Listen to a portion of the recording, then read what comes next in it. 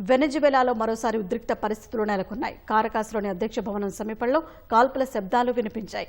ఉపాధ్యక్షురాలైన Delcy Rodrigues Venezuela అధ్యక్షురాలిగా బాధ్యతలు చేపట్టిన కొన్ని గంటలకే ఈ పరిణామాలు చోటు చేసుకోవడం ఆందోళన కలిగిస్తోంది.